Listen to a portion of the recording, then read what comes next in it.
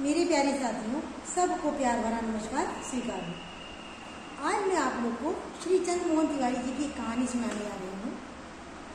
ये विद्या निकेतन स्कूल है कानपुर में, उसके मैनेजर हैं।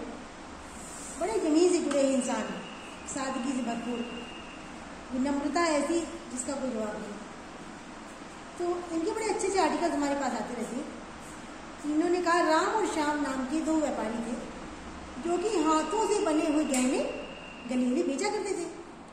तो कहते थे जब मैं जिस क्षेत्र को कवर करके आ जाऊं उसके बाद उस क्षेत्र में जाना। तो श्याम जो था वो किसी मोहल्ले में गहने बेचने गया। अब शाम को गहने बेचते बेचते शाम हो गई, कोई खरीद ही नहीं रहता। एक छोटी सी बच्ची बाहर आई, वो दादी माँ से बोली, दादी माँ मुझे जो है ना एक ब्रेसलेट ले दो, मुझे पहनना, मुझे चाहिए। दादी ने कहा अजीब, ये मेरा खाने को तो घर में है नहीं और इसको ब्रेसलेट चाहिए। उसने कहा नहीं बस मुझे चाहिए। तो वो प्लेट ले गई पुरानी सी, बोली दादी माँ हम इस प्लेट के बदले तो एक ब्रेसलेट ले सकते हैं ना। दादी ने उसका मन रखने के लिए शाम को बुलाया और कहा देखो बेटा ये प्लेट, क्या इसके बदले में तुम इस बच्ची को ब्रेसलेट दे सकते हो। तो जब वो घर के अंदर आया उसने देखा घर की स्थिति बड़ी खराब, सब सामान बिखरा पड़ा हुआ, तो कुछ खाने पीने को था ही, पता लग रहा था कि बहुत गरीब है।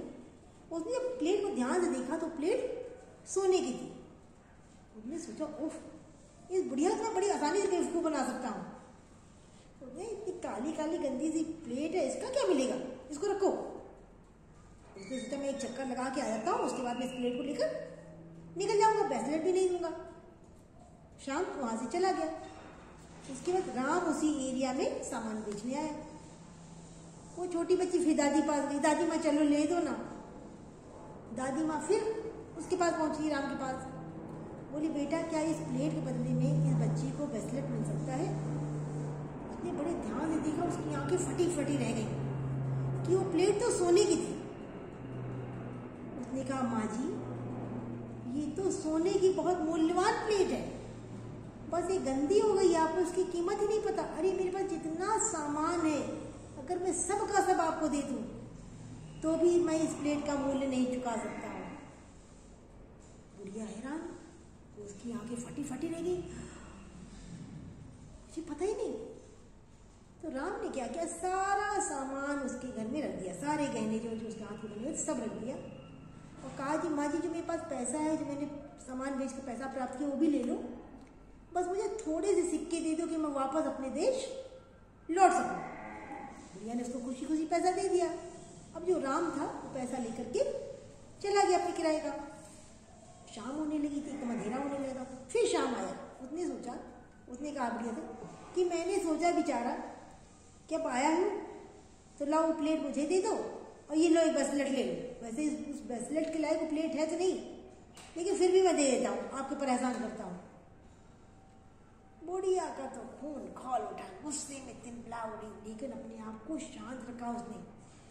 और उसने कहा कि प्यारे बच्चे अब आप यहाँ से जाओ, हमें उसकी आवश्यकता नहीं है।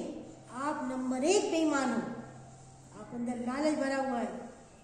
दूसरा व्यापारी आया, वो हमको उसका उचित मूल्य देकर चला गया है और उस पैसे तो हमारे न जाने कितने महीनों का खाने पीने का भी इंतजाम हो गया। ब्रेसलेट तो मिला ही मिला। लालच बुरी बला है।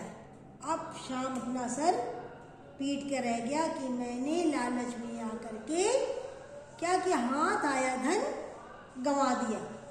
तो प्यारे साथियों, आपको कहानी कैसी लगी आप लोग कमेंट बॉक्स में लिख के बताना। सबको टाटा बाय बाय।